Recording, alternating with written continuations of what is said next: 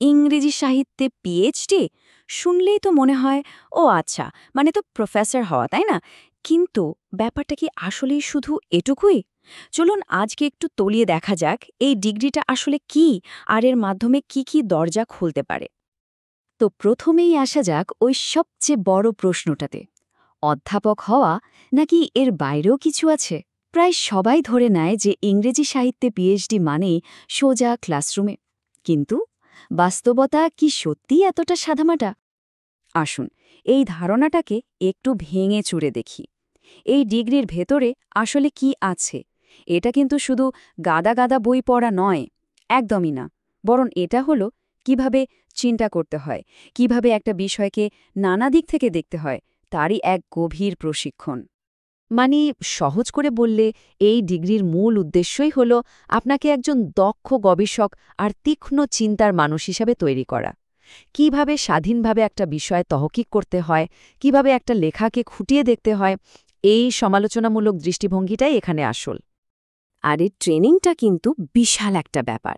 ধরুন কোনো একটা নির্দিষ্ট যুগ বা কোনো বিশেষ থিওরি নিয়ে একেবারে বিশেষজ্ঞ হয়ে ওঠা, আবার অন্যদিকে স্বাধীনভাবে গবেষণা করা, নিজের নতুন ভাবনাগুলোকে একটা গবেষণাপত্রে তুলে ধরা, এমনকি পড়ানোর অভিজ্ঞতা অর্জন করা, সব কিছু মিলিয়ে এটা একটা কমপ্লিট প্যাকেজ বলতে পারেন। আচ্ছা, এবার আসা যাক সবচেয়ে মজার অংশে, ক্লাসরুমের বাইরে এই ডিগ্রির কী দাম আছে। শুনলে অবাক হতে হয় যে কত রকমের অদ্ভুত আর দারুণ সব পেশার দরজা খুলে যায় এরপরে। যেমন ধরুন লেখালেখি, এডিটিং আর পাবলিশিংয়ের জগৎ। ভাবুন তো একবার, একজন ভালো এডিটর বা সাহিত্য পরামর্শকের কাজটা কি? একটা লেখার গভীরে ঢুকে তার শক্তি আর দুর্বলতা খুঁজে বের করা। একজন পিএইচডি গবেষক তো ঠিক এই কাজটাই করে থাকেন, তাই না? কন্টেন্ট ডেভেলপার বা সাংস্কৃতিক সমালোচক হিসেবেও এই বিশ্লেষণ করার ক্ষমতাটা কিন্তু অমূল্য। কিংবা ধরুন মিডিয়া আর ক্রিয়েটিভ ইন্ডাস্ট্রির কথা। একটা ভালো স্ক্রিপ্ট বা কমিউনিকেশন ক্যাম্পেইনের মূলে কি থাকে? একটা জোরালো গল্প। আর কে না জানে সাহিত্যের ছাত্রছাত্রীরা গল্প বলতে ওস্তাদ।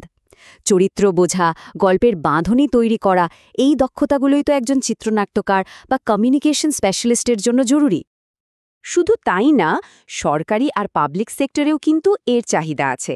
যেমন ধরুন আর্কাইভিস্ট বা কিউরেটরের কাজ, দেশের ইতিহাস সংস্কৃতিকে সযত্নে গুছিয়ে রাখা, অথবা পলিসি রিসার্চার, যিনি বিভিন্ন নীতিকে মানবিক দৃষ্টিকোণ থেকে বিশ্লেষণ করেন।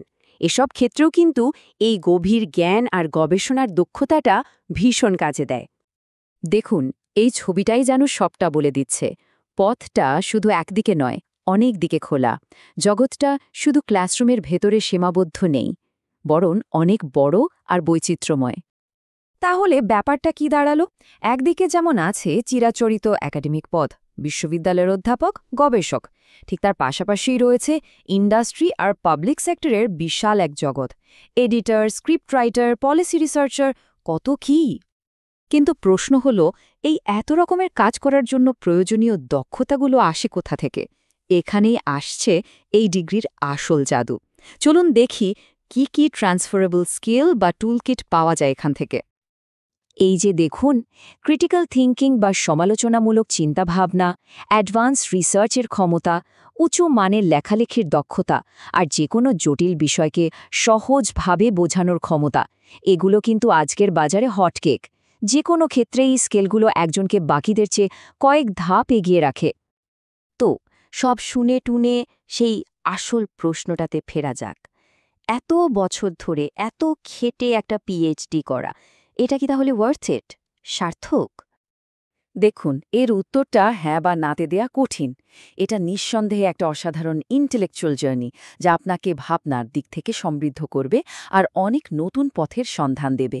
কিন্তু এটাও মাথায় রাখতে হবে যে বিশেষ করে একাডেমিক চাকরির বাজারটা এখন কিন্তু খুবই প্রতিযোগিতামূলক। তাহলে শেষ করার আগে চলুন একটা প্রশ্ন নিয়ে ভাবি। এই যে এত গভীর বিশ্লেষণ করার ক্ষমতা আর তার সাথে সৃজনশীলভাবে গল্প বলার দক্ষতা, এই দুটোকে একসাথে করলে কি দারুণ সব নতুন গল্প তৈরি হতে পারে, তাই না? ভেবে দেখার মতো একটা বিষয় কিন্তু।